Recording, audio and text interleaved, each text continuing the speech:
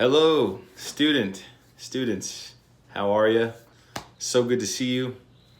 It is the second to the last day of the last week of the last block of the 2019-2020 school year. Some of you are graduating. Some of you are moving on to that next level in your lives, graduating from high school. Some of you are moving from 9th to 10th grade. Some of you are sort of stuck where you're at. There's two things I wanted to talk to you about, and I'll try to make this brief. One, change is constant. And two, it's okay to fail as long as we pick ourselves back up and keep moving forward. Change is constant, my friends. That's something that, as many of you know already, with your the life experience that you've gained thus far, change comes all the time, every day, every week, every month. Things happen. People die. We experience heartache, heartbreak. We experience trauma, really terrible things. People come and people go from our lives. Sometimes the weather is beautiful. Sometimes it's gloomy. Sometimes it's cloudy. Sometimes it's raining. Sometimes it's sunny. You know, it's the same with our lives. Sometimes we're happy. Sometimes we're sad. And my friends, with that constant, the one constant we can count on is change. It's important for us to have a process, to have a routine, to have something that grounds us every single day to that which we know inside of us is for us, and something that serves you every single day. So figure that out. Find what it is that serves you, that lifts you, that benefits your life, and that adds to the significance of your existence here in earth, here on earth, as a human, as a son or as a daughter, as a brother or as a sister. Don't live for others.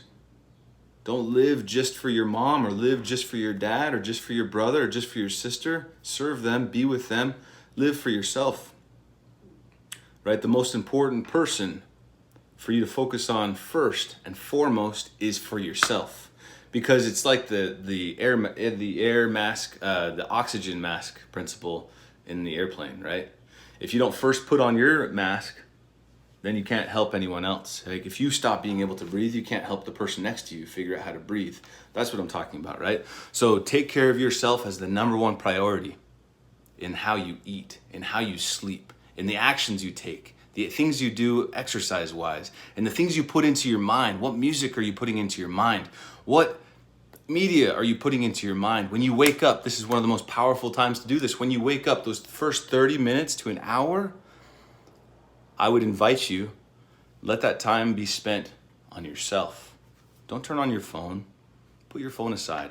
Don't look at your text messages or your Twitter, Instagram, Snapchat, whatever's going on. Put that aside and focus on yourself. Read a good book. Put a good audio on. Put an Audible on. Listen to a good talk. Listen to a good speech. Put on some YouTube motivational music.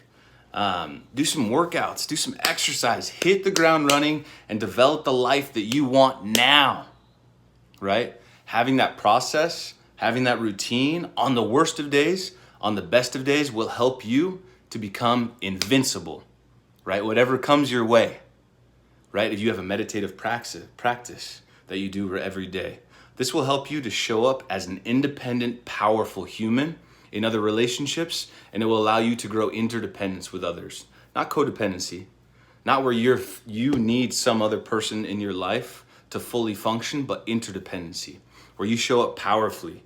You show up as the powerful man or the powerful woman that you are meant to show up as. And my friends, I've learned this over the years, and I'm still learning this. And we here at Crestview, we're here to help you, to mentor you, to strengthen you, and to guide you through these steps. And there's so many people in your life that are there for you as well. Be there for yourself. Show up for yourself with the things you read, the things you look at, the things you watch. What are you spending your time at night, that last 8 p.m. to 10 p.m.? What are you spending your time doing, right? What is your focus? What is your money goal? I don't want to overwhelm you, but the thing is, change is constant. okay?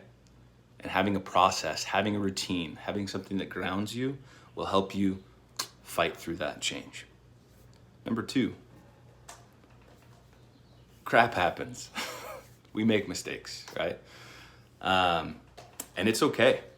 It's okay to fall down. It's okay to make mistakes. The important thing is that we get up from that mistake and keep trying. We keep moving forward no matter what happens. Because here's the thing.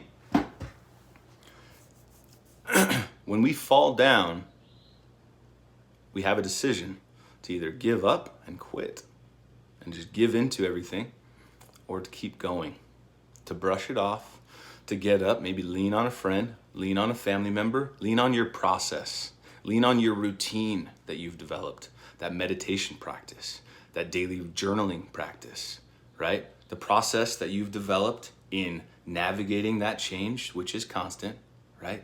Lean on that when you make mistakes, when you fall, right? And my friends know that the mistake, the failure, the pain throughout that experience is not permanent, right?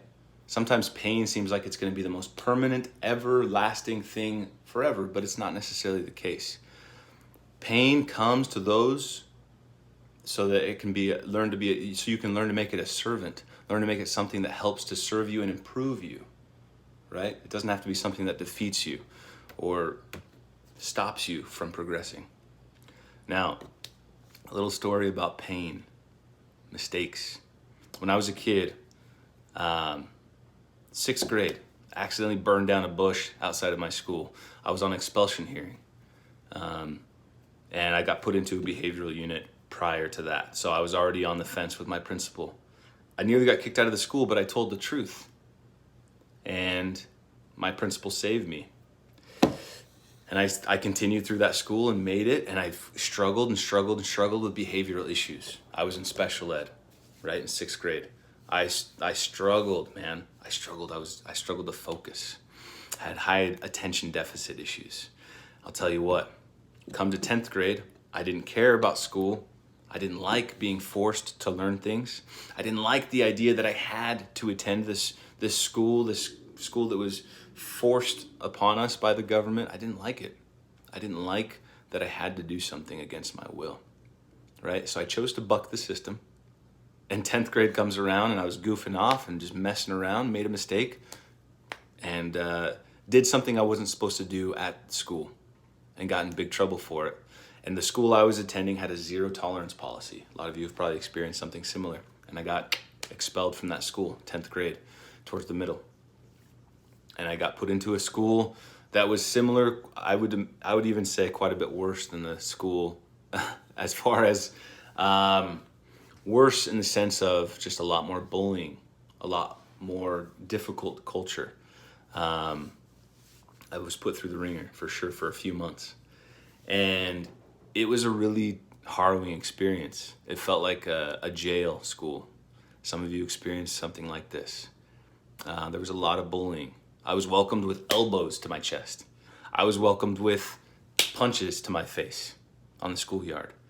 There were plenty of fights behind that one wall that we knew the admins didn't come to, right? I've been through that. And finally, towards the end of that year, I got kicked out of that school for misbehaving once again, right? And got put into a different school. I've made my fair share of mistakes.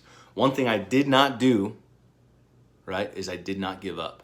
I kept on going, right? I hadn't really developed a routine. I didn't really know what that was. I hadn't really developed a process, but I kept going. I kept persevering. I kept striving to improve myself. And my goal at that point was to graduate high school and to move on and to get into college. And I figured once I graduate high school, I get into college, I'll be able to figure it out. Even though I don't really know how to study, I don't really know what I'm doing with this whole thing, I barely snaked by. I had a 2.2 GPA graduating high school, right, in 2003. And I figured, I've got smarts. I'm a smart kid. I can go into college and figure this out. It gave me anxiety. It stressed me out. That very first semester, withdrew from my classes because I didn't know how to study. I had not developed the process. I had not developed the routine, and I didn't have a vision or a target as far as what I wanted for my life. And I faltered.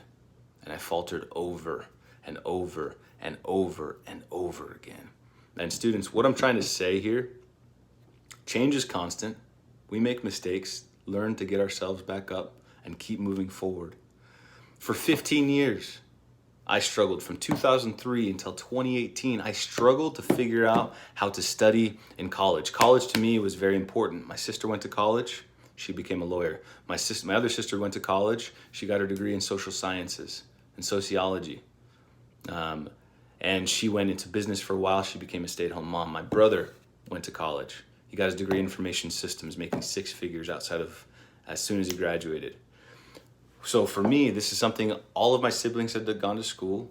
My grandma had a master's degree. Most of my aunts and uncles had degrees. It was something I knew I needed to do, right? Deep down inside. But I didn't have a target and I didn't have a process. So once I developed that target, which was to be a history teacher and to benefit and make an impact in the lives of young people, and once I had a process, once I had learned how to study, I'd spent hours and hours and hours of just peering through books, just reading and studying and writing and journaling. It took me years to develop. Then I was able to finally go back to school and get my degree. I started back in 2013 fall, full time, right? Remember, I graduated high school with a 2.2 GPA, struggled my first 20 or 30 credits of college, junior college at a junior college in Pleasant Hill, California, but I kept going. Even though I had a 2.5 GPA going into Utah Valley University, the university I ended up graduating from. So 2010, I got my first 4.0 ever, having a target of I want to get on student council, but that wasn't enough, getting on student council. Just graduating high school. For some of you is enough, but for others, it's not enough of a motivator. You need something even further. So it took me a couple more years after 2010 to get back to school and to really have a target. Once I had the target and the focus, something more long-term, becoming a history teacher, making an impact in the lives of young people, going on to get a master's, going on to get a PhD, knowing that the history of the human race, the history of America, the foundational principles of liberty, justice, freedom, right? These are things that resonate with me, man. And these are things I realized I could study this for the rest of my life. I could study the life of Alexander Hamilton and Thomas Jefferson, George Washington, and Abraham Lincoln, right? Harriet Beecher Stowe. I could study these lives and learn from them and become the best version of me in doing so. And when I chose that, and when I realized this is the target I have, it was like fuel to my fire, and it helped me to really move forward in school. And so from 2013 in the fall, all the way through until I graduated May of 2018, I was a 3.8 and above student. I graduated with a 3.84 GPA, magna cum laude, after 15 years of suffering through the trenches and trying to figure out working in restaurant jobs, working retail, working in different various jobs, a lot of sales jobs, trying to figure out who I am. And I'm still figuring that out, what I'm doing. But a big part of it, you guys, is developing that routine, recognizing that change is constant, and learning to have a support system within and without, to strengthen you and to support you and to help you move forward into the life that you want. So those are my words of wisdom for you guys. I hope that helps you. And know that the mistakes we make in this life do not define us. It's what's in our heart and where we're going that defines us. It's the decisions we make today, moving forward every single day, that define us. You can do this. My friends, I believe in you. You have greatness within you. There is unlimited and very much, for most of you, unlocked potential. There is, I would even say there's potential within you that is locked up, but you can unlock it by developing that process, creating a vision for your lives, having a target, and working towards that. You can do this. I believe in you. Keep on going. Keep moving forward, create that dream, create that goal, have that more short-term and long-term goal, and keep going. Stand up if you've made some mistakes, brush yourself off, keep moving forward. You can do this. I believe in you guys. Much love to you. Thank you so much for all you do, for the hard work you've put in this year, and have an awesome summer and a great year next school year. Take care.